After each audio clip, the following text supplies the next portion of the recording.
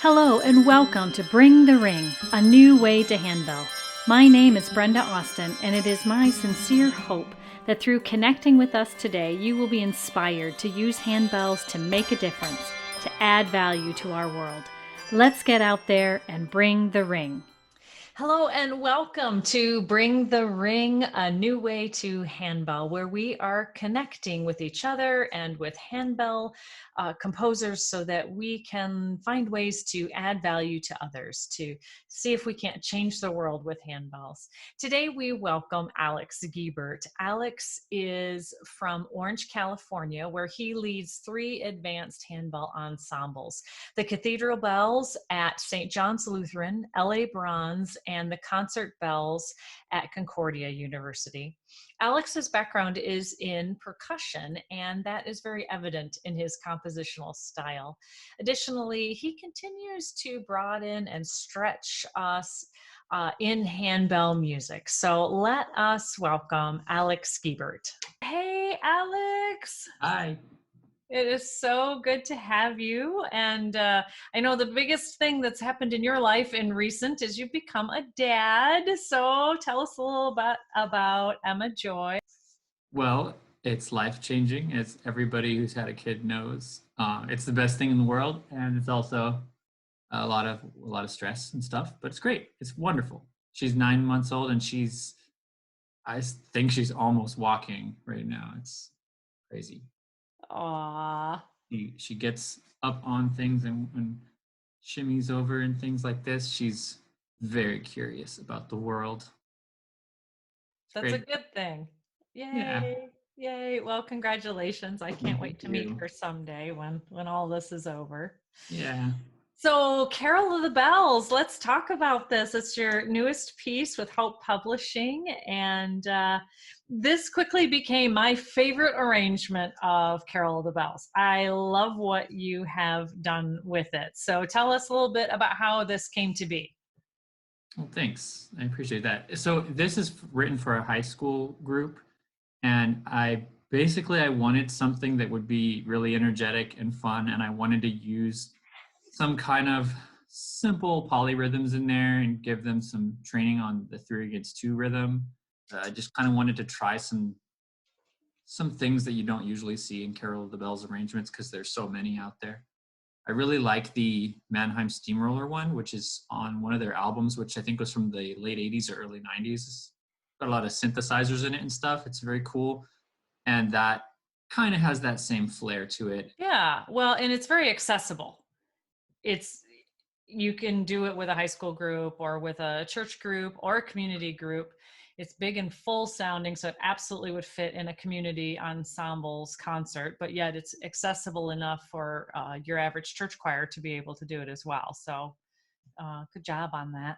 Well, thanks. Yeah, I intentionally made every part except for the top 4 or 5, I think, of standard handbell positions, like very doable. It's even with all the eighth note runs, they're always like within a beat. So if you're looking at assigning this piece, you can see that everything up to I think it's everything up from the F5 G5 part down is all quarter notes except for or anything that's an eighth note is always going to be a pair, and it always starts on the beat. Mm-hmm. Makes it easy. Very, very, very good thinking. I think sometimes people don't know that as composers, we work with groups, and so we think about those things that, oh, that's going to be really difficult for that A5 B5 ringer or whatever. So appreciate when composers Yeah. put that thought into it. Well, yeah, and I love that about composing, really. I mean, there's times when you just want to let it all go and just try to make something completely creative with no limits, and that's great. But there's other times when you either need to write with limitations because that's the group you're writing for, or it's just good for creativity. I mean, I would say any composer that wants to try something, just try to give yourself some parameters. It's really great for stimulating creativity in those parameters. Try writing something that's like for 2 octaves, and that's a minor key version of a tune you thought was major, and then try to make sure you include a measure. Like if it's a 3/4, try to make sure you include a measure of 4/4 here and there. And like give yourself little things, and then it's really fun what your brain comes up with with those limitations. I know that you like to stretch and broaden our horizons in handbells with your compositional style. So tell us a little bit about that. We have this classic tune that you have that has been arranged a million times, but yet you were able to make it completely fresh and new. So how did you do that? That's a good question. I was playing around with some ideas for chords and harmonies and stuff without thinking of Carol of the Bells a while back, and then realized that it could fit nicely into a new arrangement of Carol of the Bells. So coming at it with, if you just come at it and think, okay, I'm going to arrange Carol of the Bells. Well, it goes like this. And then you just sort of fall into the typical chords and harmonies you might expect for Carol of the Bells. And that is not what it's not what I wanted. I wanted to do something interesting. So I took some material that was just kind of floating around as I was thinking about writing just another piece. Maybe, I don't even remember, but I think it was just kind of just an original idea that was floating around, and tried to morph that with what Carol of the Bells is doing. And that's kind of how I got the harmonic material. And then the idea of the rhythmic sort of vitality of this version was just that I always liked that 3/4 versus 6/8 feel. The idea of the dotted quarter note versus the quarter note. That sesquialtera is what it's called. And I've always loved that thing. Way back from when I grew up on the music of West Side Story, that song America from West Side Story. Absolutely. Yeah. Yes. If you're experiencing this interview right now and you don't know what I'm talking about, you should go check that out because it's very cool.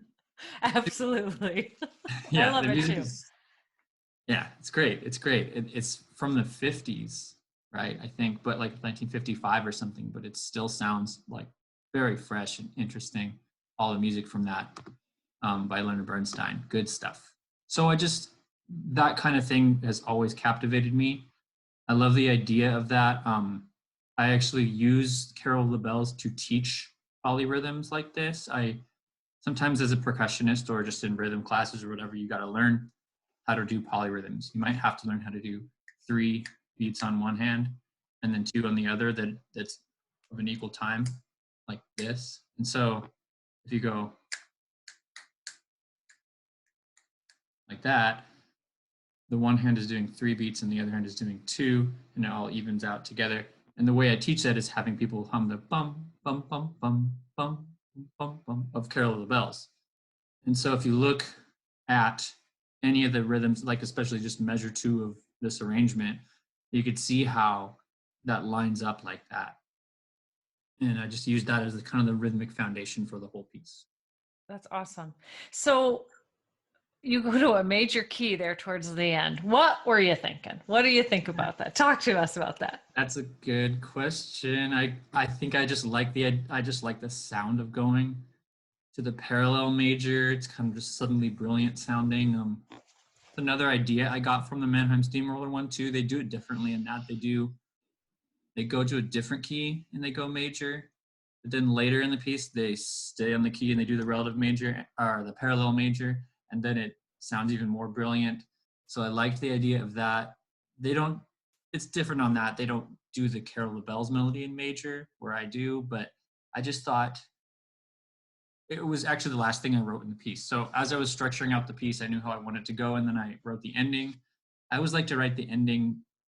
I don't like to write the ending last. It's somewhere in the middle of the process because I don't want to get stuck without a nice ending, Yeah. So ending. So I know where it's going. I think most authors of like a book would probably at least plan out, how something's going to end story-wise. So same kind of thing there.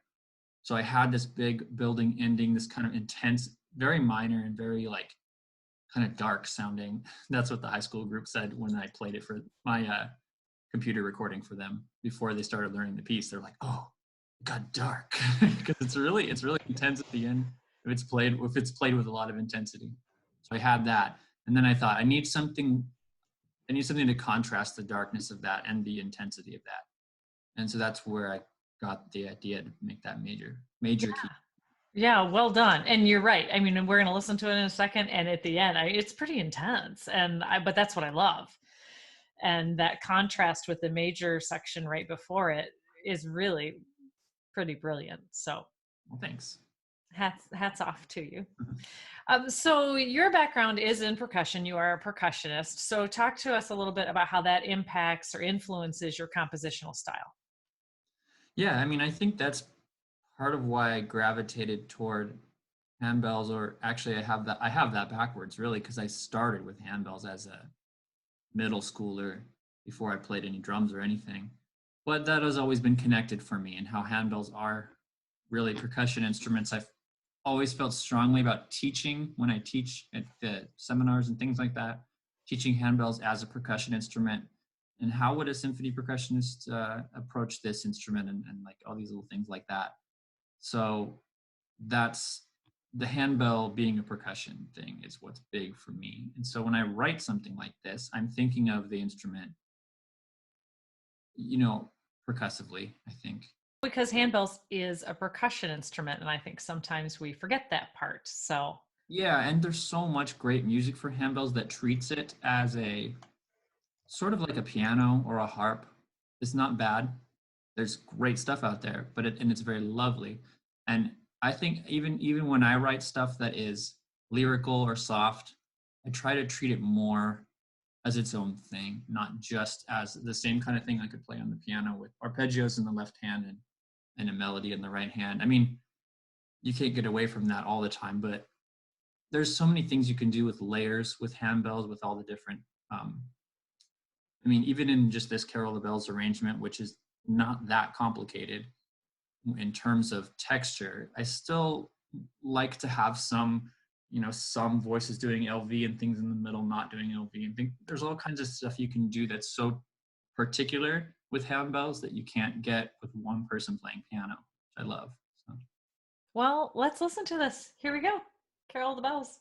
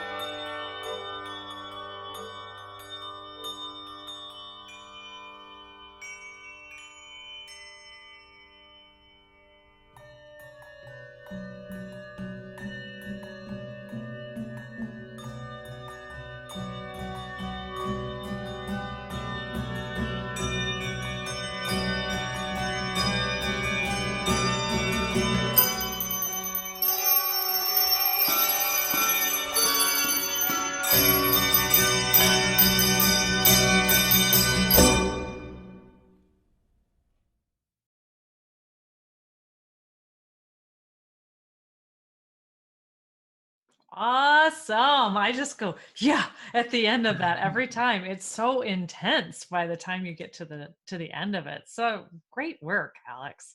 Well, thanks again. Yeah, I love it. So, like, what advice do you have for directors as they are preparing this piece, looking at this piece? What tips and tools can you give us? Sure, sure. Well, the tempos you can take it, depending on whatever you're comfortable with your group, it can go pretty quick if you want it to. But I would say starting with something very slow and then working really hard on I'm just accenting beat one of each measure especially will help a lot. Especially on notes that have or measures that have repeated notes like measure 1, 2, 3, and 4, especially that kind of stuff where there's chords with repeated notes. Um, every time you hear a group play with some kind of pulse accent on the first beat of something like this, it always has a lot more vitality than if all the notes are played the same dynamic. So I always stress that right away whenever I start something. I mean, I can hear Fred Grayman telling us strong versus weak beat. What's the strong Yeah. beat? What's the weak beat? I say it so often in my groups that I just say, what am I going to say? And they go, accents, Yep, exactly. and then areas where there are eighth note runs, it's the same kind of thing. If you accent the first note of each one or of each beat, then it's so much cleaner, and it also sounds a lot cleaner. There's something about it that really helps the dynamics when you do that. Let's see what else. Oh, I would just have them learn these polyrhythms, like I was saying earlier, before we played the piece. You can have them learn them together, so their left hand is doing the dotted quarter and right hand's doing the quarter, and then try flipping it. It's a great exercise. Most people that even advanced musicians have never tried that before, and it's so good for your brain. And then once they do that, they will start to hear the other rhythm of the polyrhythm being played by other people while they're doing theirs, and then it becomes a good listening experience. Just splitting up, speaking of something like that, like at the very beginning of the piece, just splitting up the group into treble and bass and having the trebles rest but listen or clap along, and then they switch off, and that just promotes empathy across the group in terms of the notes. And I'm a big believer that, like, if you're listening and like engaging across the tables, it's not, and this may sound cheesy, it's not just the music. You actually gain empathy with people. I mean, this is why like team building stuff is important with handbells too, right? You want to have a good like cohesive group. But I think when we do this, when we listen in rehearsal and we tell people to listen and we give them ways to listen, it actually increases our empathy for them, like literally as people, which is, hey, that's never a bad thing. And of course, it's going to make the performance that much more tight too. Well, and if they really understand the polyrhythm and if they're able to do both of them, then they're less apt to go, oh, I just have to not listen to that because they're going to mess me up. To be like, I know what they're doing and how I fit into that rhythm. So Yeah, it's less of a competition. that's a great point that you just brought up. So often we as handbell directors want to say, okay, well, we have these two different rhythms, so don't listen to them. You do this. And it's like, that's level 2. You can do okay out of 3 levels of this. Level 1 is not understanding it. You can make it with level 2 of just, okay, just do your thing. But really, to get to the advanced level of that, you need to be listening to the other rhythm and know where yours fits into it. And so it's all understood at both levels with everybody. And that's how you make it really click. Yeah, and I think it's very doable with this. It's you're not Yeah. asking for triplets against the eighth notes here. It's very doable with this. Yeah, it's so much easier than triplets against eighth notes, even though it's the same rhythm, but it's like, since it's spread out in a measure instead of just one beat, it's very accessible. Mm-hmm. Yeah, I think that's what I like so much about this piece is that it sounds really hard and intense, but yet it is really very accessible. Alex, thank you so much for writing Carol the Bells and for chatting with us about it today. Always a pleasure. Thanks for being here. Yeah, thanks for having me. Thanks for joining us today. Brenda Austin is the Handbell Editor for Hope Publishing, where we are equipping musicians for excellence. Visit hopepublishing.com or call 1-800-323-1049 for all your music needs. For questions about this episode of Bring the Ring, contact Brenda at brenda@hopepublishing.com. Our show notes can be found on our Facebook page or in the comments below.